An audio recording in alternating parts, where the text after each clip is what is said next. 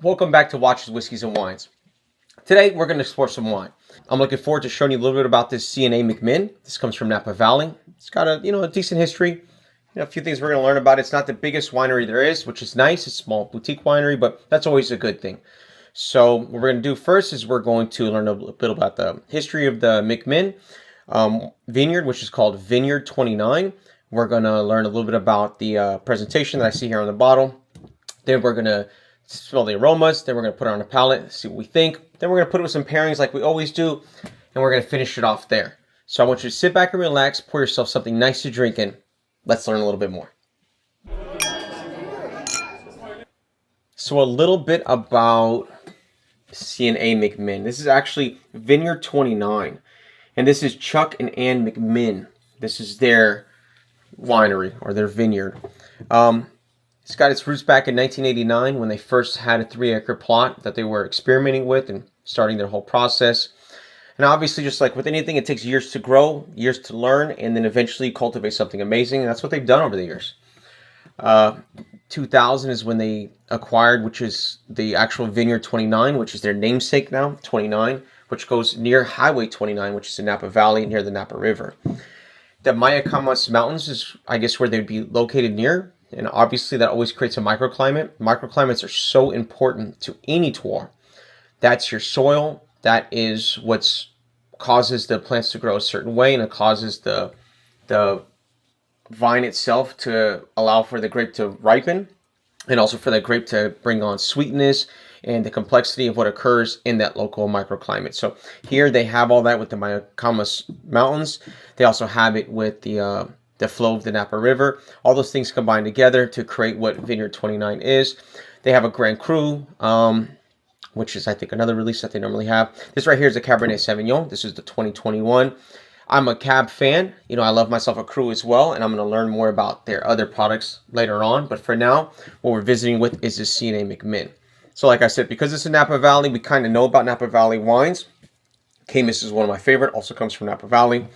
And it's just a great growing region in general. The climate is warm, it's hot, especially here where they're located because of that, the mountainside, the hillside, so it's right there and it makes it very warm. That's going to impart a lot of great flavors into the wine, a lot of sweetness and a lot of black fruit into the grape itself. We're going to take a look at this presentation to see what we think. It's nice, and I think they've kind of kept it basic and classic, and I like that. But before I pour it, we're going to go a little bit more in depth. Like I was saying, the presentation is pretty classic and normal. It's got like a black bottle, which I like. It's very dark. You can't really see through it, and I like that protection from the sun, and I think it adds some distinct characteristics to this presentation in general. I like that. It's got red lettering for the C&A McMinn, and it's also got some dots right here, which make it look kind of cool. It's also got some gold text. It says 2021 Cabernet Sauvignon. And on the back, it has that gold text as well with some white text. And then, of course, on the top, it has the 29, which obviously stands for the Vineyard 29 near Highway 29, which is a beautiful area of Napa Valley and California in general. Something I want to touch on that I didn't earlier was a lot of the innovation that they've had when it comes to building a technically, I would say, advanced facility for their winemaking. They did it years ago. And they've been a part of sustainability for a long period of time, and they take that serious. They've also do something called elevage, where they treat each growth that they have, each aging, each year that they produce a wine, they treat it like a life. They take care of it from its youth and then grow it up into being as an adulthood and something that we consume later on. So I think that's cool and something I like to learn about their winery in general. On the back, it says the essentials. And like I said, always read the back, always read the box, learn about the winery, learn about, whatever it is that they bottled up. It always makes it a little bit more friendly and a little bit more interesting. Chuck and Ann McMinn's unique collaboration with veteran winemaker Keith Emerson. That's, what they did initially when they first opened up the winery and started growing. Fruit from exceptional valley and hillside vineyards. And of course, that's the Mayacamas Mountains in the hillside region where they're at in Napa Valley. Handcrafted in our Gravity Flow Winery. An introduction to Vineyard 29 signature style, elegance, and quality. Vinted and bottled by Vineyard 29, Santa Helena, California. And that's basically where they're located. And that's who they are. So now I'm going to go ahead and pour it, see what I think. Pull this foil off. go ahead. Oops. Cut into that deep enough. So a little deeper. Looks like it's a heavy foil. That's cool. There you go. So it pops off. I'm gonna go ahead and open her up. Looks good in here. It says Cru on the cork. Okay. So let's see now.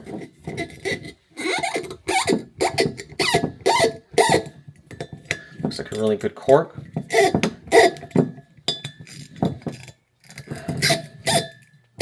Thank you. It says thank you on the cork itself. That's really cool. It's the first time I've ever seen something like that. Great sound. It smells nice. Very fruity as soon as I open it. Very nice black fruit. Blueberry. Great. Okay. That's great. You know, as a matter of fact, I'm going to add my aerator to it. Normally I would let it breathe for a little bit. Very nice dark color.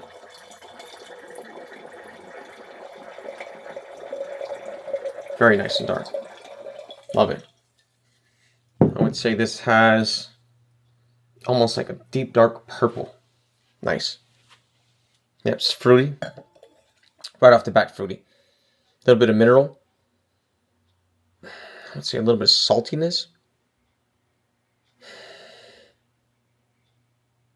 A small amount of wood. Let's go ahead and give it a mix and let's see if it's got how much age it has left. 2021 is very young. Yeah, I mean, it's opening up with more layers.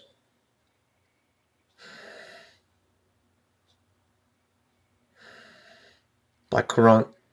Yeah, I would say this has probably another minimum 5 or 6 years of life left in it. You know, you've got a long way to go. It's something that you could buy now and leave for a while. Let's go ahead and put it on our palate, see what we think.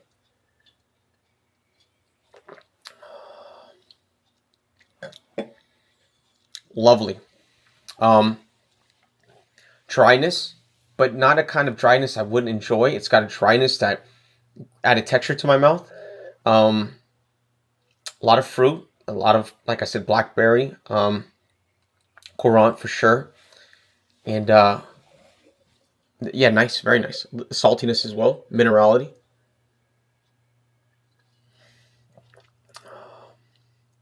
Actually amazing.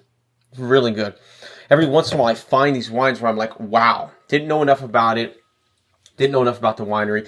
I had one like that recently on a Faust that comes from Coombsville. Great. Something you have to check out. This would have to be something else that I would consider to be in the same level of surprise and happiness. Looking forward to this, and this is going to be a part of my collection. No question in my mind.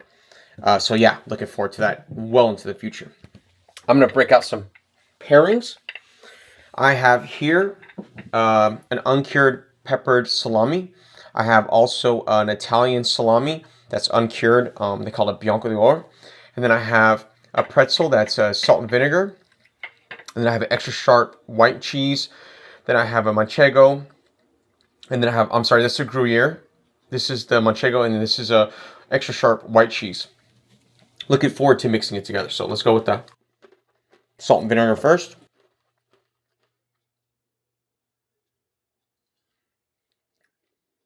I don't know if it needs any more saltiness, so a little bit of fattiness here from the salami.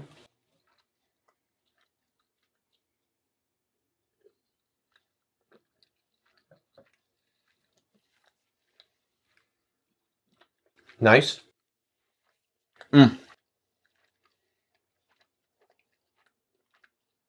That's money. That right there. Wow. Extra sharp white with this wine is exceptional.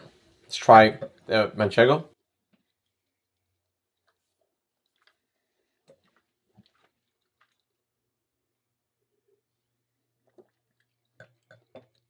Manchego as well. Great. Gruyere.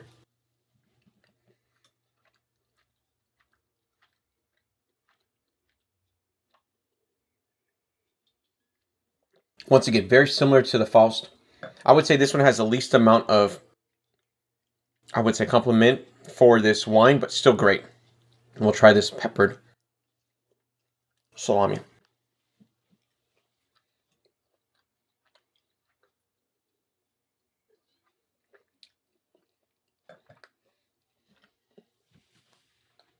I would say this is good with this, but it doesn't need any more saltiness.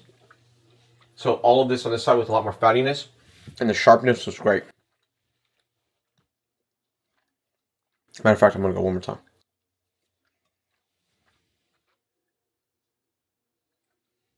I would say that's a great combination with it. On the smoothness, I'm actually surprised. I would give this maybe a 7 or an 8 out of 10 on smoothness. Unexpected. Did not expect it. I really thought that when it first hit my mouth and how it hit my palate, the dryness was going to cause it to be a lot more, I would say, acidic or stronger as it went down, but nothing at all. Actually amazing. Very surprising. And I have to say, I'm kind of in love. I'm looking forward to drinking this entire bottle and sharing it with people I love. You should do the same. I want to thank you for joining me here today on Watches, Whiskeys, and Wines. I look forward to you joining me again. Please like, subscribe, and share. Tell me what you're looking for. Tell me other things that you want me to try. Always open to hearing your suggestions and your comments. Thank you. Take care.